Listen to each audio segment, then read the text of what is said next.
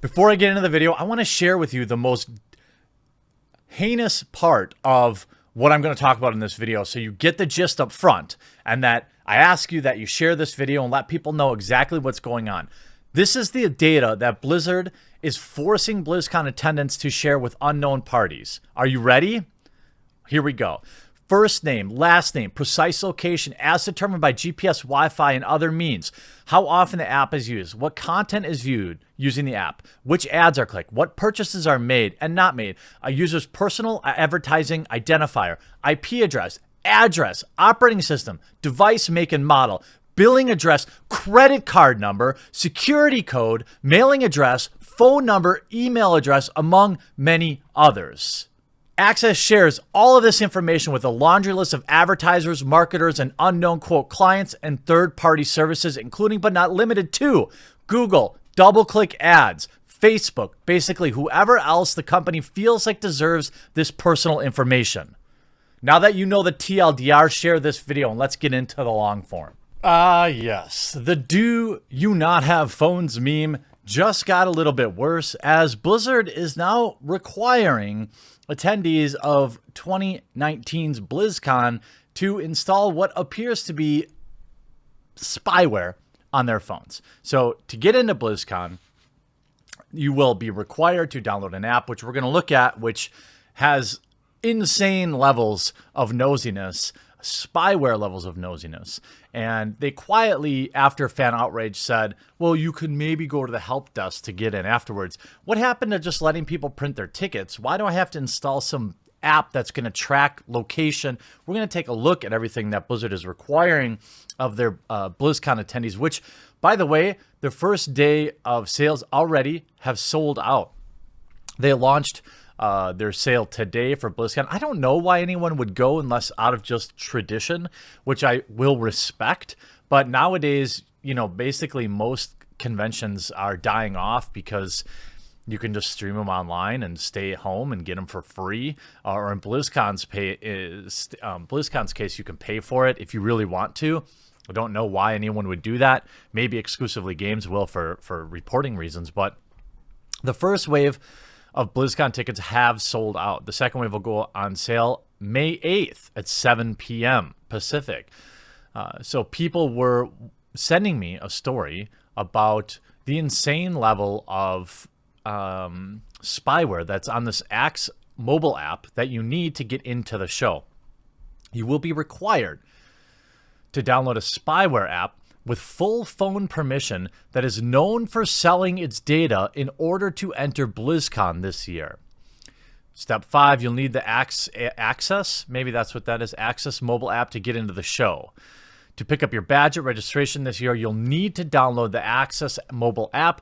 The app displays a QR code, one for all of your tickets, which changes at regular intervals to help guard against dupes and fraud. Because of that, we won't be able to accept paper tickets, confirmation emails, or screenshots and photos of the QR code at BlizzCon registration.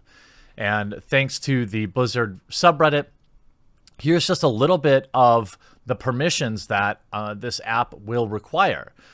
Took a glance at the Access app permissions. It's bad. Spyware levels of bad.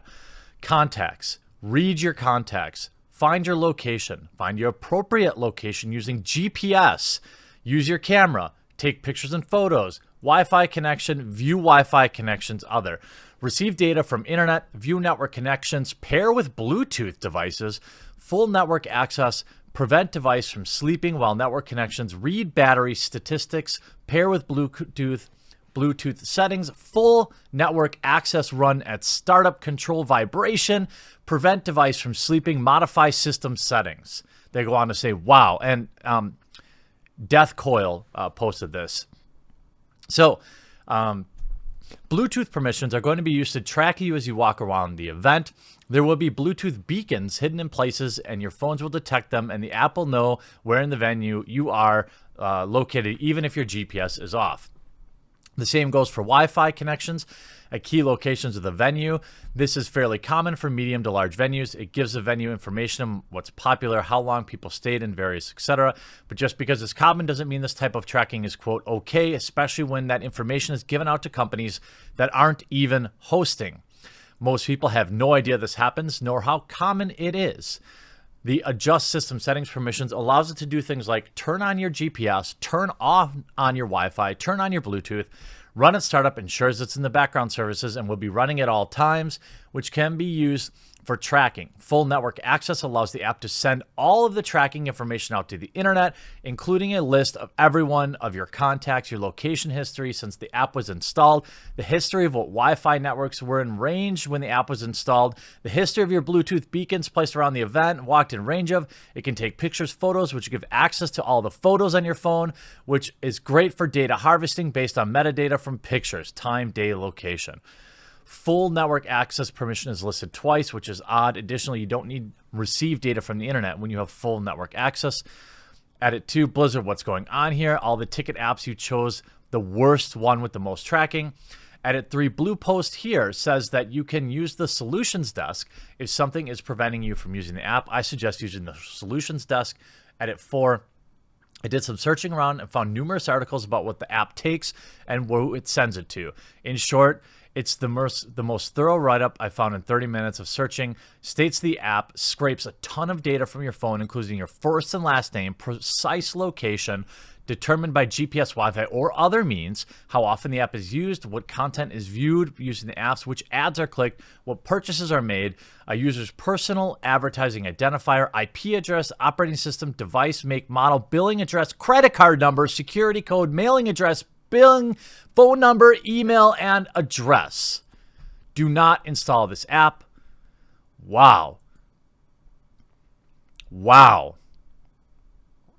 Ticketing app Access scrapes everything it can from get from your phone. Seeing your favorite band live will probably cost you more in data than dollars. The other week, I bought tickets from a friend to go see Arctic Monkeys. I Venmo'd her $85. An email containing my tickets arrived a couple minutes later. Just got tickets, read the subject line, but the body was a bit different. This email does not contain your ticket. Explained, here's how to accept tickets. Get the Access app, create an Access account, and the tickets are yours. It looks kind of like an authenticator app, only with barcodes rather than strings of numbers. The only way to use a ticket is to pull up an in-app while the venue, which seems innocuous enough. So of course I downloaded it. I was already $85 in the hole. When I wasn't about to throw away over 2 minutes it would take to install some stupid app. But I probably should have. Though the app was technically free, I ended up paying with the wealth of personal data it scraped from me and sent to who knows. This is nuts. See, I don't understand.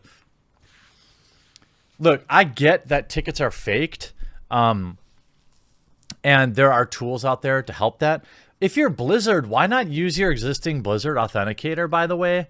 Why not tie into that somehow? It seems like maybe that technology would be there. I don't know. I'm not well versed in these type of things, but Blizzard already has an authenticator type app. So why not link that in rather than using an additional resource? This is just extremely bad PR. I don't know who picked this. I'm sure it was somebody who didn't understand that Blizzard's customers are going to look into what you're forcing them to install. I don't understand why you can't. I mean, for the amount of money, literally, for the amount of money, let's be real here. For the amount of money you're charging to get into BlizzCon, which is several $100s in some cases, you should be able to include, you should be able to post a ticket with an actual like authenticator chip in it that go in credit cards. Those can't be expensive. You should be able to mail, authenticators to everybody for an extra $5 out of your profit line. There's any number of ways that you could actually use authenticators, free authenticators out there, your existing authenticator or actual analog authenticators. You can buy those secure keys for like $10 now, those authenticator keys. Why couldn't you use something like that? To sell out your customers is insane. Here's a brief overview of the information that can be collected from the mobile app alone, nearly all of which is shared with third parties without being anonymized or aggregated. That's the important thing. They can pull your data based on actual like demographic, psychographic, personal information. Okay, here we go. First name, precise location, how often the app is used, what content is viewed, which ads are clicked, which purchases are made, a personal user's advertising identifier, IP address, operating system, device make and model, billing address, credit card number, security code, mailing address, phone number, and email addresses, among others. This is a part of the article where I usually include some sort of pithy quote from the company's privacy policy to illustrate just how much data it's collecting on average, but access policy is so lengthy and the amount of data siphoned by its apps, sites, and services is so extreme that an adequate quote would probably take up an entire page. Access shares all of its client information with a laundry list of advertisers, marketers, and unknown quote clients, third-party services, including but not limited to Google, DoubleClick Ads, which is a retargeting service, Facebook, basically anyone else the company feels like and deserves this personal information. We reserve the right to share your personal information with our current or future affiliated entities, subsidiaries, parent companies, says Access Privacy Policy. We may also share your personal information and other information with trusted third parties, such as our partner, sponsors, and or affiliates, subsidiaries, and other related entities for marketing, advertising, or other commercial purposes. And we may occasionally allow third parties to access certain sites for marketing purposes. Wow. This is unbelievable. I don't know why Blizzard... I mean, by the way, BlizzCon is until November, so Blizzard needs to change this. We need to let Blizzard know that this is unacceptable. And I know that it's like, okay, well, this only affects people going to BlizzCon. Still, many of us are customers of Blizzard, like myself, and like many of the people that view my videos. And this is ridiculous. Blizzard needs to make this change. Make sure that you share this video so everyone knows what's going on with this app. Like the video and make sure everyone knows. I'm actually going to put a little clip of this at the beginning of the video so people know just how serious this is. And I hope you were informed. I promise to provide you a more lighthearted video a little bit later today. We'll talk to you again real soon.